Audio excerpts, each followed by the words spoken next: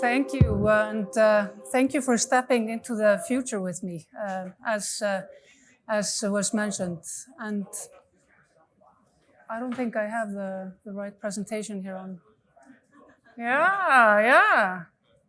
Well, I don't know how much you know about Iceland, but my name's Nott Thorberg, and I lead a collaboration platform called wellbein Iceland. And we work within, there you have it. There's a wonderful picture of Iceland. I wish that was me there in the grass. But I'm gonna invite you a little bit into the future, and the reason behind that is because in Iceland, well, we've come quite far if we think about the modern society that we have developed into. But just to give you a brief insight into who we are, well, wellbein Iceland is a collaboration platform between the private and the public, and we work on climate issues and green solutions. So we work with the ministries in Iceland, the government, as well as over 30 partners across the different sectors in Iceland. And what actually unites us is this shared vision for a sustainable and just future for all. And we are very committed when it comes to the Paris Agreement and the shared 1.5 centigrade goal. We believe in the science, and therefore we have set very ambitious plans to become carbon neutral by 2040, and we aim to become even fossil fuel free at that time. So this is us. We collaborate on different levels. We collaborate within Iceland to strengthen the dialogue and the conversation and the climate action which has to take place within Iceland to enable us to reach our goals when it comes to reaching carbon neutrality and keeping 1.5 degrees alive. We also do that on an international platform and international level, where we bring together the stakeholders from different countries, the governments, as well as the private sectors, institutions, stakeholders that all want to be involved in this for collective climate impact and for figuring out the shared solutions we need to get out there. But what do you know about Iceland? Well, Iceland, if we go up, we step into the North Atlantic Ocean and we visit our island, well, we are amongst the happiest countries in the world, actually. We are a society of well-being and happiness, you could say. And actually, we've been ranking amongst the 5 happiest countries in the world for numerous years. And we actually also are the most peaceful country in the world. Ever since the Global Peace Index was founded more than 2 decades ago, we have been the most peaceful, ranking number 1 ever since then. And we are also ranking very high on 3 when it comes to human development, and that goes to health, that goes to well-being and our society as such. And we are also very proud that we've come very far in terms of gender equality. And we rank very high in terms of gender equality, and I'll show you a little bit about that. And we've also been considered one of the most friendly LGBT plus countries in the world. If you don't know us, well, we're an island. We're in the middle of the North Atlantic Ocean. We are conveniently located halfway between the US and Canada and the European market.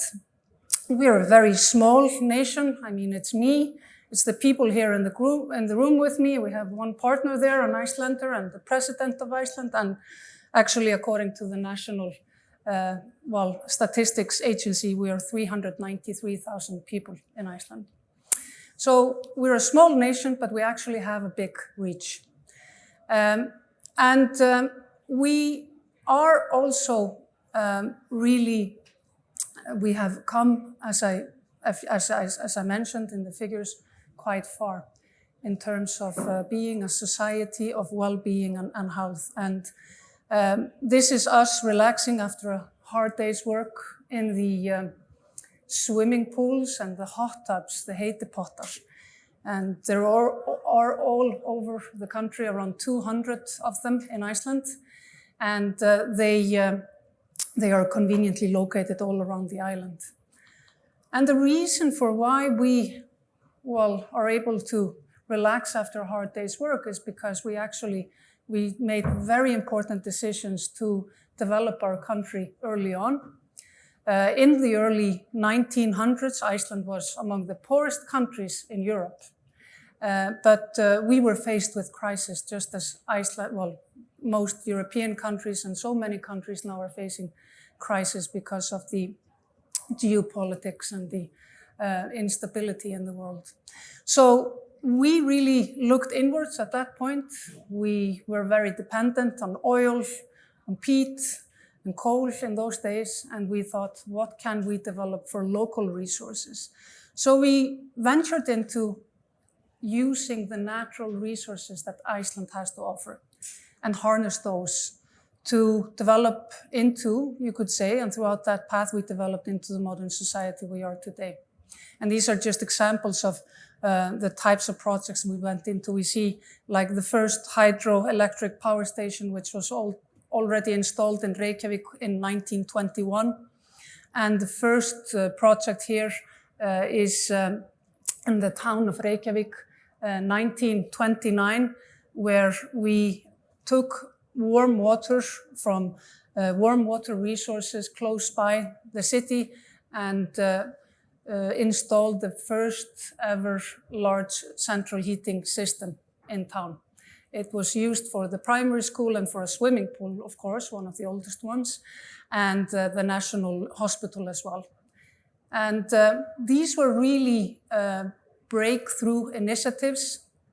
They weren't always uncontroversial. They were controversial because we were taking basically a leap of faith into a new era, a new way of thinking in applying what we had and creating a technology that could work for our country.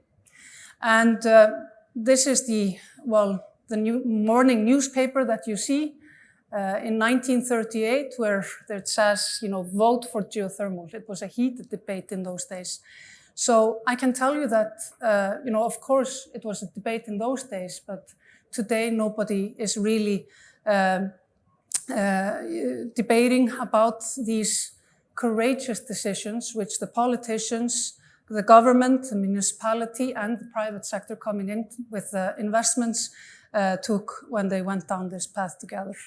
And this is exactly the same thing that we see is happening and has to happen if we think about the green energy transition and the transformation that needs to take place.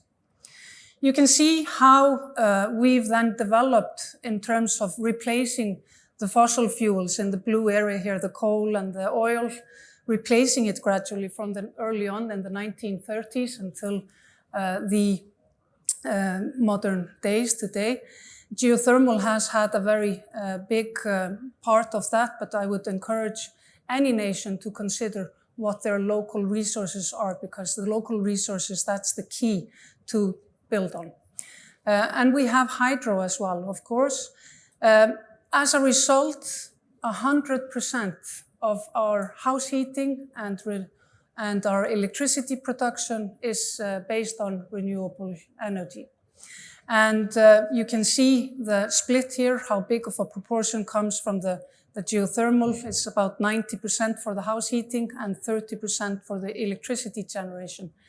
And another message I want to bring out to you also, if you're listening in and you're thinking geothermal is only a resource which can be used in Iceland. Well, actually, geothermal has a huge potential in the world and is now, there are now opening up new chapters, I would say. We're stepping into a new era when it comes to geothermal and the use of geothermal both for direct heating and electricity generation.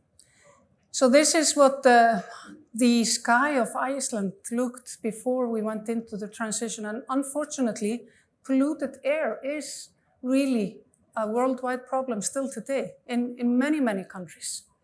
And we can say that we are very grateful for the blue skies we have in Iceland today, but we are also, of course, tremendously grateful for the modern economical society and the growth and the prosperity that we harness every day as Icelanders and as part of that. And throughout the journey, Iceland also gained a lot. We gained independence in 1944. This is the president of Iceland, was recently inaugurated. She is the 8th president, Halla Tómasdóttir, and she's actually also the patron of our organization. We can also say that throughout this transformation, it was really an affordable journey.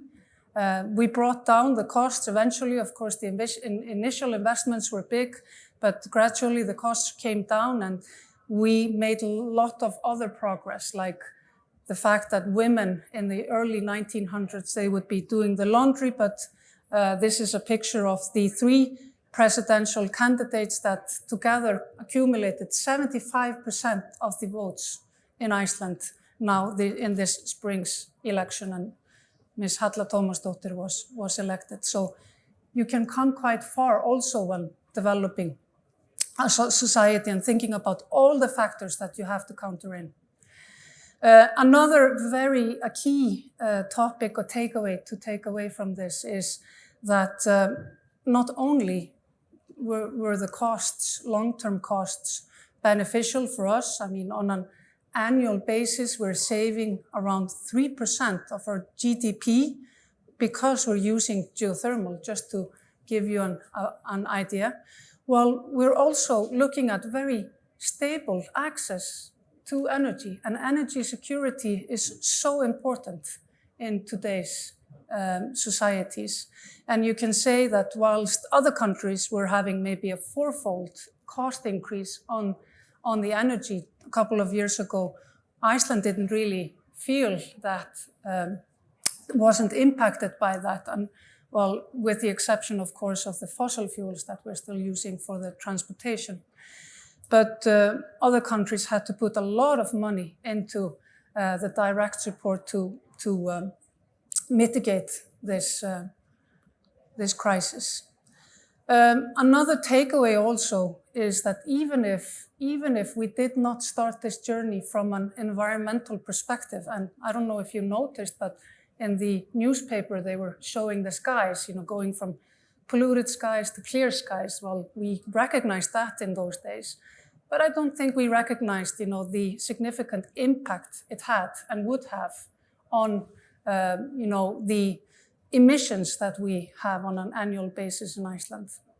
And just to give you an example here, if we were to, because you see here the curve of renewable energy, how we have invested in renewable energy, and you see how the carbon emissions have developed throughout the years. So we managed to decouple these two on a very, early stages in our journey throughout these investments.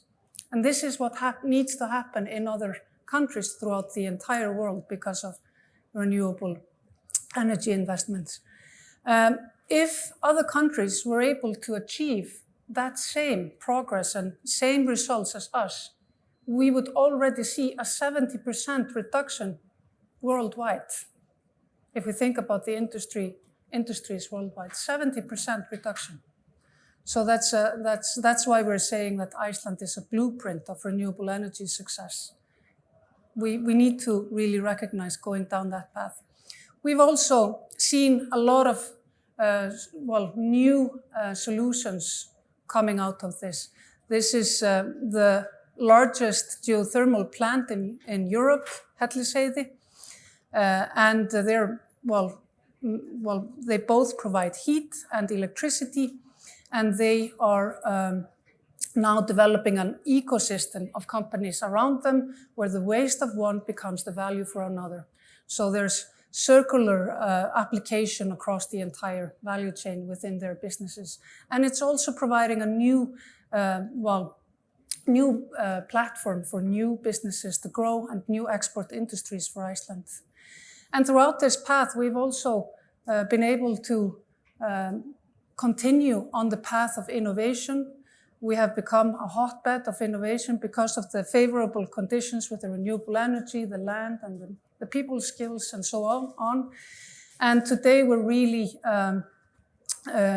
proud of the technical solutions within especially the field of carbon capture, utilization, and storage, such as Carbfix, which has developed a gold standard in solidifying carbons into the ground. They do something that nature takes nature's thousands of years, and they do it in just a couple of years. Similarly, we also have another partner here, Climeworks, which have installed the biggest carbon capture plant in the world in Iceland, and they're working with Carbfix. And we have development also when it comes to developing new technologies in shipping with a project here, Sidewind, and breakthrough technologies also in food systems and food processing, and much, much more. Just naming a few inspirations here. We can also build even more on that, and we built even more on that. We can talk about the tourism, and I've mentioned the food systems that are very rapidly now developing, and we've been attracting also new industries such as the data centers and so on. So overall, throughout this path, we've developed a lot of expertise and knowledge. And just to give you a little inspiration on that, we've have in our portfolio substantial expertise when it comes to geothermal, carbon capture, utilization and storage, transmission systems, as well as hydropower utilization. And that's why we are here. We want to bring those solutions, that expertise, our journey out there. And so we're calling for increased collaboration. And I'm here with the Icelandic partners to support that. We have already a lot of solutions that have been tried and tested in Iceland and then brought out to the world. And we believe that even if we're a small island, we can have a great impact by working together. So we welcome any collaboration, and we'd be happy to talk to you or connect you with any of the partners that are here with us at COP29. Thank you.